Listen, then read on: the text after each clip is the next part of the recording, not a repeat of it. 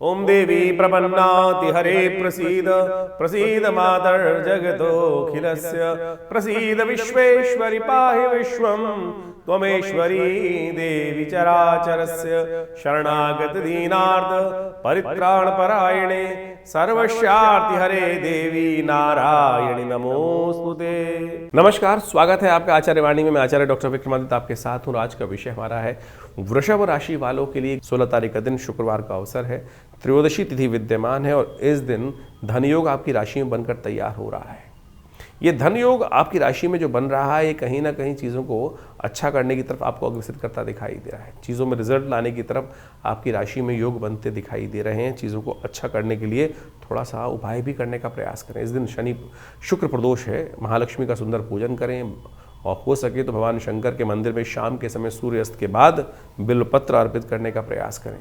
सुगंधि के द्वारा, गंधोदक के द्वारा, इत्र के द्वारा भगवान का अभिषेक त्र्यंबक मंत्र से करने का प्रयास करें। शाम के समय कहा जाता है भगवान शंकर पार्वती जी के साथ पूरे संसार में भ्रमण करते हैं और जो उनका प्रदोष काल में अभिषेक करते हैं भगवान की कृपा से, उन पर महालक्ष्मी कृपा बनने के योग बन जाते हैं। वृषभ राशि वालों के लिए शनिवार का अवसर 17 तारीख के दिन चतुर्दशी तिथि और साथ साथ मासिक शिवरात्रि का सुंदर योग बनकर तैयार हो रहा है। ग्रह नक्षत्रों के दृष्टिकोण से इस दिन चतुर्ग्रही योग का निर्माण फिर हो जाएगा। बुध भी आपकी राशि के दृष्टिकोण से कहीं ना कहीं जाकर नवम भाव में एक साथ एकत्र हो जाएंगे। जो ऐसे में ये ग्रहों का योग नेगेटिव नहीं है, पॉजिटिव ही योग आपके लिए बनाता दिखाई दे रहा है। थोड़ी ताकत जरूर कमज़ोर दिखाई देती है, तो उनको ठीक करने के लिए थोड़ा सा उनको ताकत देने का प्रयास कीजिए। इस समय शनि का उपाय आपको करने की ज़रूरत बहुत ज़्यादा है, क्योंकि शनि महाराज आपकी राशि के दृष्टिकोण से इस वक्त जहाँ चल रहे हैं वो कहीं ना कहीं आपको थोड़ा सा आलस्य में रखते दिखाई दे रहे हैं।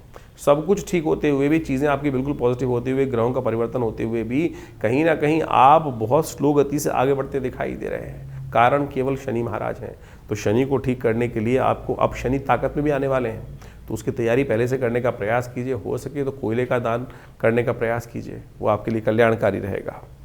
18 तारीख का दिन अमावस्या का दिन है। मौनी अमावस्या का सुंदर योग बन रहा है और ग्रह नक्षत्रों के दृष्टिकोण से दिन आपके लिए बहुत पॉजिटिव दिखाई देता है। शाम आते आते कहीं ना कहीं कुछ यात्रा का कार्यक्रम बनने के योग बन सकते हैं और ऐसे में यदि देवस्थल की यात्रा करने का आगे कार्यक्रम बने तो वो आपके लिए बहुत कल्याणकारी योग बनाएगा। मौनी अमावस्या है इस दिन और आपकी राशि के दृष्टिकोण से मौनी अमावस्या के दिन पुण्यों को जगाने का बड़ा सुंदर अवसर होता है। कोई कार्य करो ना करो, थोड़ी दिन मौन का व्रत का पालन अवश्य करें। गंगा से स्नान करें, घर में गंगा जल से भी स्नान कर सकते हैं, क्योंकि इस दिन समस्त तीर्थों का स्नान, समस्त पृथ्वी का जल जो है वो गंगा के समान ही पवित्र हो जाता है।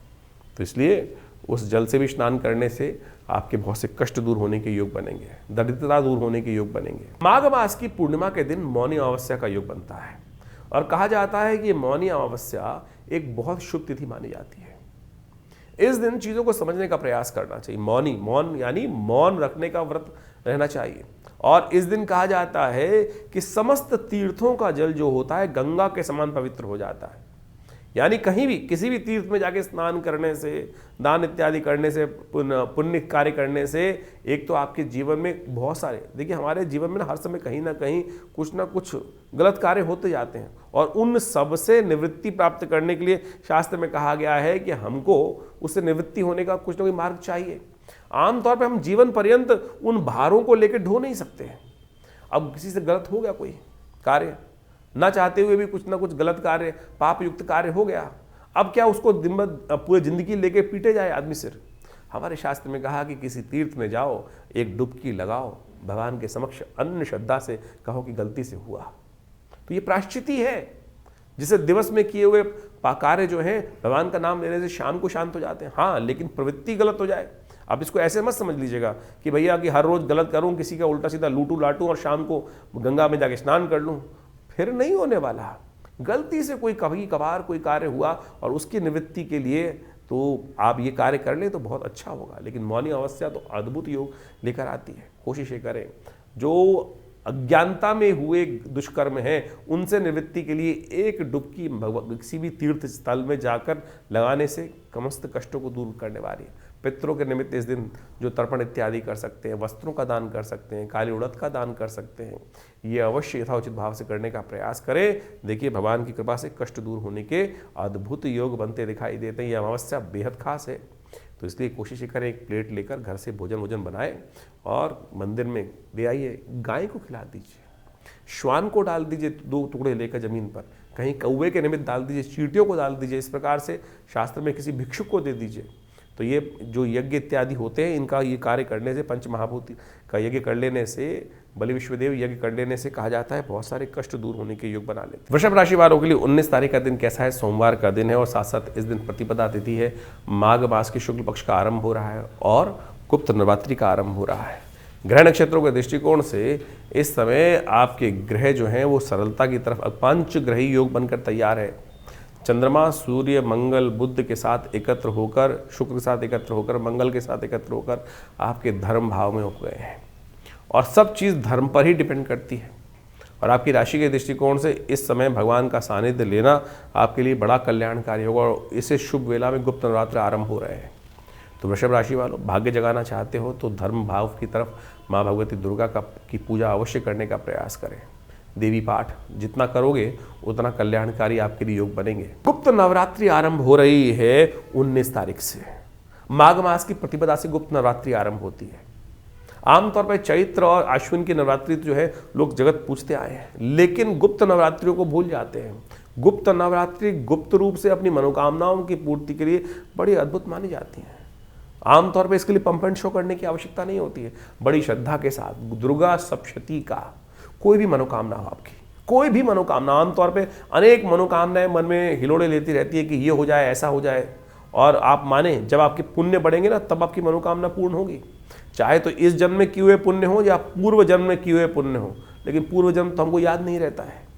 लेकिन आप सत्य माने, जो कुछ आपके जीवन में भोग आ रहा है या कष्ट या सुख जो आ रहा है वो सब पूर्व अर्जित कर्म अनुसार आ रहा है। पुण्य पाप को आप अच्छे से एनालाइज कर सकते हैं। अब एक समझें कि बहुत सारे बात ऐसी होती हैं कि एक छोटा बच्चा था, राजयोग में पैदा हुआ, पुण्य था ना, पूर्व अर्जित कर्म था, आत्मा ने कहाँ किस प्रकार से भगवान के योग के अनुसार से प्राप्त हो गया उसका सुंदर स्थान। और वही एक बच्चा जन्म से ही कष्ट लेके उत्पन्न हुआ, वो पूर्व जन्म का कर्म है। तो इस बात को समझ लीजिए, कैसे कर्म करने से नहीं, पूर्व अर्जित कर्म है। ज्योतिष की जब गणनाएं की जाती है तो उसमें दशा निकालते वक्त भुक्त भोग्य काल निकाला जाता है कि कौन से जन्म में किस दशा में मृत्यु हुई और उसका भुक्त काल कितना था, भोग्य काल कितना है, ये काल गणना के अनुसार से ज्योतिष में बताया जाता है। तो आप समझें ये प्रत्यक्ष है। तो गुप्त नवरात्रियों में अपने पुण्यों को गुप्त रूप से बढ़ाने का प्रयास करें। एक बात समझ लीजिए, आपने कोई बहुत बड़ा पुण्य किया और आपने ढिंढोरा पीट दिया कि भाई मैंने तो इतना बड़ा यज्ञ किया है, पुण्य समाप्त। कोई लूट के ले जाएगा चुपचाप, आपको पता भी नहीं चलेगा। गुप्त रूप से बिना कहे हुए चुपचाप भगवान के मंदिर में जाकर अपने निमित्त इस समय में यज्ञ करवाएं, पूजा करें, दुर्गा सप्तशती का पाठ करें, दुर्गा सप्तश्लोकी का पाठ करने का प्रयास करें। विवेकानंद योगाश्रम में हमने इस पूरे गुप्त नवरात्रि में दुर्गा सप्तशती का विशेष यज्ञ रखा है जो 9 दिन चलेगा। आप स्वयं माँ भगवती के सिद्ध स्थली में उस यज्ञ में बैठकर यज्ञ कर सकते हैं। माँ भगवती का ये सुंदर सिद्ध स्थल है। 500 साल पुरानी प्रतिमा माँ भगवती की जो मुल्तान से आई 1947 में, आज आश्रम में प्रतिष्ठित है। उन्हीं के सानिध्य में दिव्य रूप आपके समक्ष देख रहे हैं आप। उनका दर्शन कर कर, उनके सानिध्य में यज्ञ कर कर अनेक मनोकामनाएं, अनेक कष्ट दूर होने के हमने स्वयं लाखों लोगों के साथ जीवन में देखा है प्रभाव। तो आप भी अपने इस सुंदर योग पर, माँ भगवती के सुंदर यज्ञ में अपने निमित्त यज्ञ कर उसमें बैठिए, करिए और देखिए माँ भगवती की कृपा से समस्त कष्ट दूर होने के योग बनेंगे। ग्रह बहुत भारी चल रहे हैं, ध्यान रखना। शनि मंगल का जो सब स्थिति है वो बहुत भयावह स्थिति इस वक्त चल रही है। चतुर्ग्रही योग बनकर तैयार है और मंगल अस्त लगातार चल रहा है। ये कहीं ना कहीं फ्रस्ट्रेशन देगा जीवन में, और माँ भगवती कृपा से ही समस्त कष्ट, सर्वमंगल मांगल्ये शिवे सर्वार्थ साधिके ना, माँ भगवती अमंगलों को भी दूर करती है और मंगल को भी शुभ और मंगल में परिवर्तन करने का योग बना देती है। और भगवती ने स्वयं कहा है, भविष्यति न संशया, कि इन समस्त कष्टों को दूर करने में, जो मनोरथ सिद्ध करने में, इसमें कोई संशय है नहीं। दुर्गा सप्तशती के 12वें अध्याय में कहा गया ना, सर्वा बाधा विनिर्मुक्तो धन धान्य सुतान्विता। तो क्यों कष्ट में रह रहे हो, कष्ट को दूर करने के लिए सुंदर योग जो बन रहा है, इसका लाभ लेने का प्रयास कीजिए। माँ भगवती की कृपा से कष्ट दूर होंगे। गुप्त नवरात्रि का सुंदर अवसर आप समक्ष के सामने विद्यमान है, इसका लाभ लेते हुए कार्य करें। माँ भगवती की कृपा से समस्त कष्ट दूर होने के अद्भुत योग अवश्य बनेंगे। तो वृषभ राशि वालों, 20 तारीख का दिन बहुत खास है, आप नोट करके रख लीजिए। समस्त ग्रह एक तरफ, शनि एक तरफ। इस दिन शनि महाराज अपने ही नक्षत्र उत्तरा भाद्रपद नक्षत्र में प्रवेश करेंगे और ये पूरे वर्ष तक आपकी राशि के दृष्टिकोण से बहुत आपको शनि पूर्ण ताकत में आते दिखाई दे रहे हैं। बैठे आपकी राशि में बड़े शुभ हैं, लेकिन जहाँ जहाँ उनका वर्चस्व पड़ रहा है वो कहीं ना कहीं यदि आप शनि अपने ऊपर चढ़ा लिए तो फिर कहीं ना कहीं फंस जाएंगे, चाहे बुद्धि के मामले में, चाहे अपने स्वयं के मामले में, या कहीं ना कहीं इन सब चीज़ों को ध्यान रखते हुए कार्य करने की ज़रूरत रहेगी। शनि अपने ऊपर चढ़ाए ना, पवित्रता का ध्यान रखें, इस बात का विशेष तौर पर ध्यान रखिएगा। शनि चढ़ना नहीं चाहिए। शनि विशेष तौर पर रावण के, देखिए रावण का प्रभाव समझिए, जब तक रावण के घर में शनि महाराज जो है वो दबे रहे तब तक उसका वर्चस्व रहा। अब जब शनि उड़ने लगते हैं ना, खुले में आ जाते हैं, अब शनि पूर्ण ताकत में आने वाले हैं।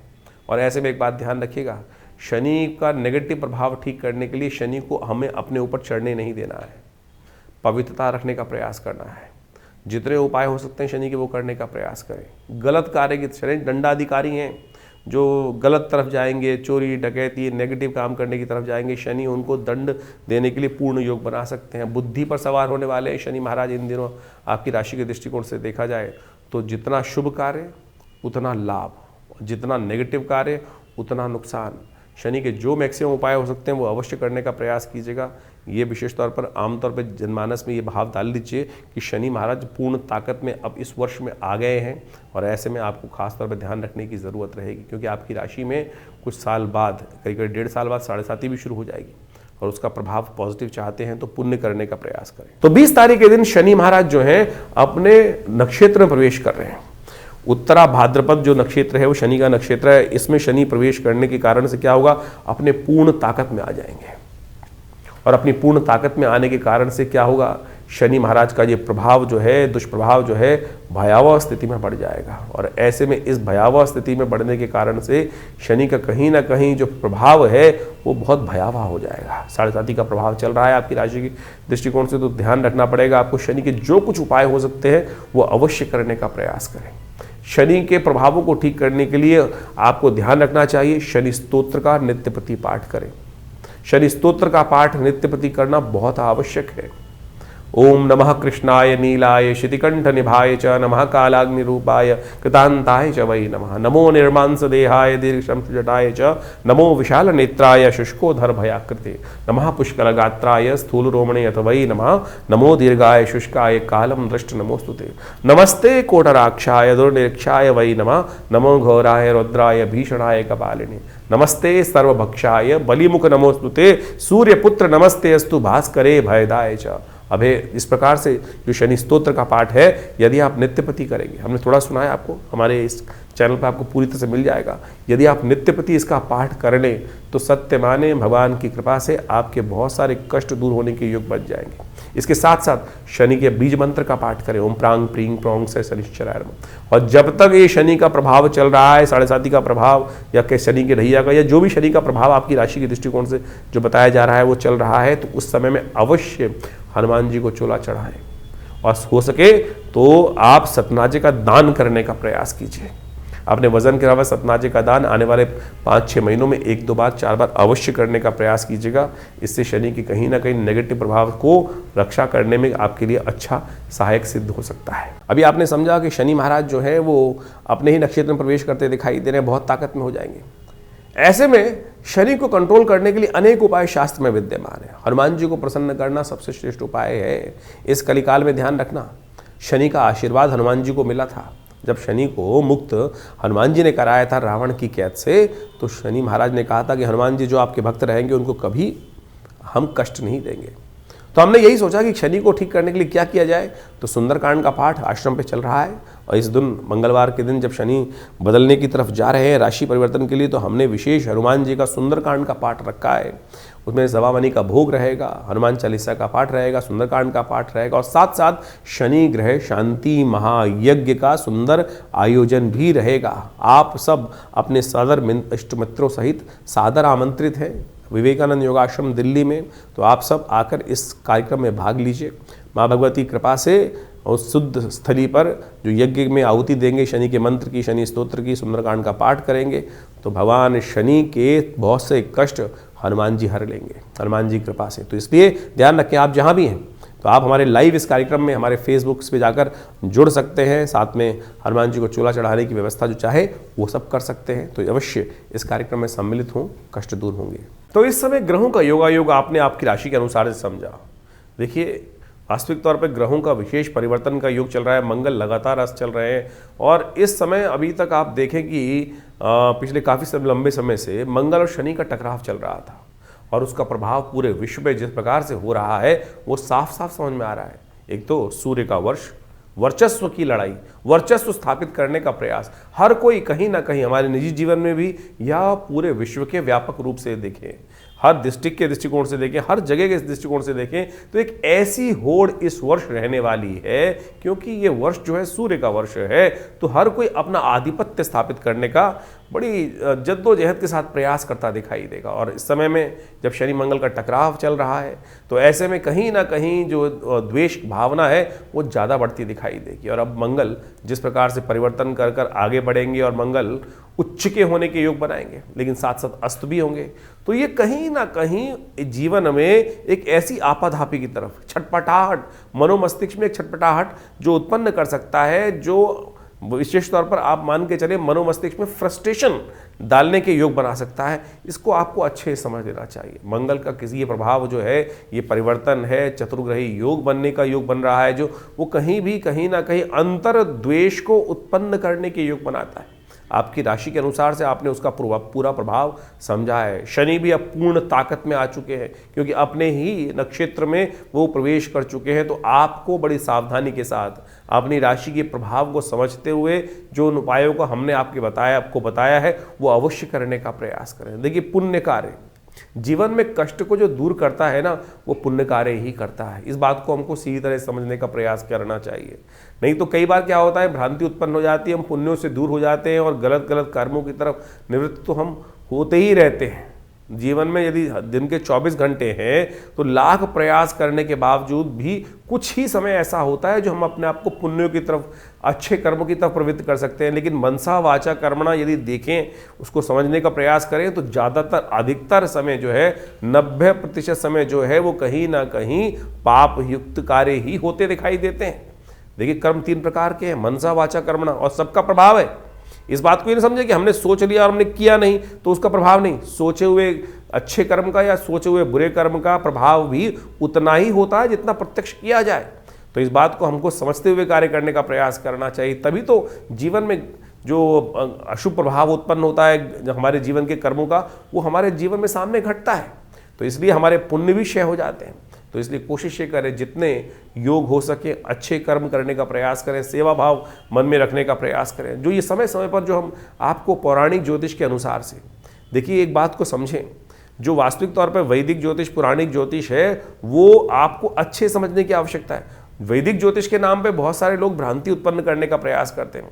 जो पुराणों इत्यादि में वर्णित कथाओं के माध्यम से, उपनिषद इत्यादि कथाओं के माध्यम से आपके समक्ष जिसको पंचांग लिखता है कि आज ये उत्सव है, ये उत्सव है, ये उत्सव है, ये उत्सव है, और उन कथाओं को पुराणों में जो इंगित किया गया वो इसीलिए बताया गया है कि वहाँ वो उस प्रकार से कर्म करके चीज़ों को ठीक करने का प्रयास उस फला व्यक्ति ने वहाँ उस युग में ऐसे किया, उस व्रत को आप ऐसे करेंगे तो आपके जीवन के कष्ट भी दूर होने के योग बनेंगे। लेकिन हम लगे हुए हैं पता नहीं उपायों की तरफ जाने के लिए, टोटकों की तरफ जाने के लिए, किस किस प्रकार के अजीब अजीब टोटके हर कोई व्यक्ति बताने का आज यथाउचित भाव से प्रयास कर रहा है। कोई विचित्र स्थिति है, कोई शराब पिलाया जा रहा है, कोई शराब का दान कराया जा रहा है, कोई देवता को भी शराब चढ़वाया जा रहा है। क्या ये ज्योतिष धर्म का प्रभाव है? बिल्कुल धर्म का प्रभाव नहीं है।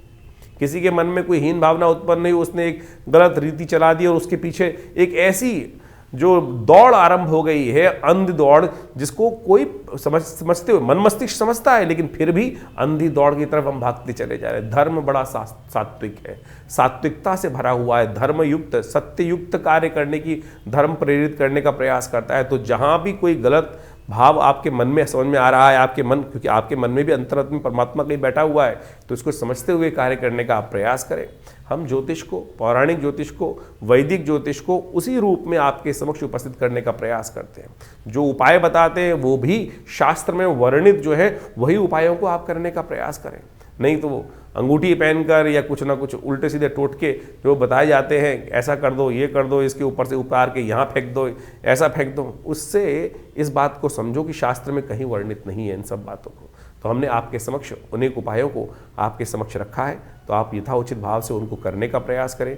ईश्वर की कृपा से आपके जीवन में परिवर्तन का योग अवश्य बनेगा। देखिए इस वक्त ग्रहों की युति देखें कैसी चल रही है। शुक्र के समक्ष बुध जो बृहस्पति की युति बनी हुई थी अभी, उसके साथ साथ शनि मंगल का टकराव चल रहा था, और अब जिस प्रकार से शनि तो अपने पूर्ण जो रूप में आ गए हैं, पूर्ण रूप से अपनी नक्षत्र में भी प्रवेश करने के बाद जब प्रभाव उत्पन्न करने वाले हैं, तो आपको उनका सही उपाय समय से कर लेना चाहिए, जान लेना चाहिए इनका प्रभाव हमारे जीवन में किस प्रकार का होने वाला है। तब जाकर आप इन समस्त दुष्प्रभावों से, जो ग्रहों का दुष्प्रभाव है, उनसे बच पाएंगे और अपने जीवन को सही तरफ। ऐसा नहीं हो सकता यदि ग्रह का अशुभ प्रभाव भी है तब हम उसका उपाय करें और हम उसके अनिष्ट प्रभाव से, गलत प्रभाव से न बच पाएँ। बिल्कुल बच पाते हैं। लोगों की, हज़ारों लोगों की 7.5 आती है, हज़ारों लोगों की गलत दिशाएँ आती हैं, उसके बाद भी उनके जीवन में कोई गलत घटना नहीं घटती। कारण क्या है? कारण है उनके किए गए अज्ञात पुण्य कार्य। वो कहीं ना कहीं रक्षा कवच बनकर आपके जीवन में उपस्थित हो जाते हैं और गलत समय व्यक्ति को पता भी नहीं चलता कब आया कब चला गया। तो इस सिद्धांत को सही रूप से समझ के प्रयास करें। कई बार भ्रांतिवश हम उस सिद्धांत को समझते हुए भी अज्ञानतावश उस काल ग्रास में फंस जाते हैं और उसके सिद्धांत को समझ नहीं पाते हैं। कोशिश ये करें इन समस्त चीज़ों को सही से समझें। और हमारा ये आश्रम आपके समक्ष हर बार रहता है, बहुत सारे कार्य समय समय पर चलते ही रहते हैं। उनके साथ जुड़ेंगे तो भगवान की कृपा से आपके जीवन के कष्ट भी दूर होंगे। माँ भगवती की कृपा आपके जीवन में बरसती रहे, आपके कष्ट जीवन में दूर होते रहे। और इस प्रकार से जो यज्ञ इत्यादि होते हैं उनमें आप जुड़िए। रविवार वाले यज्ञ में तो आप सामूहिक तौर पे सब लोग आ सकते हैं और उस दिन हमसे मिल भी सकते हैं। और आपके कोई प्रश्न का जरूरी है, आवश्यक है, कोई बहुत बड़ी समस्या है तो उसका निदान भी उसी कार्यक्रम में हम अवश्य देने का प्रयास करेंगे। धन्यवाद।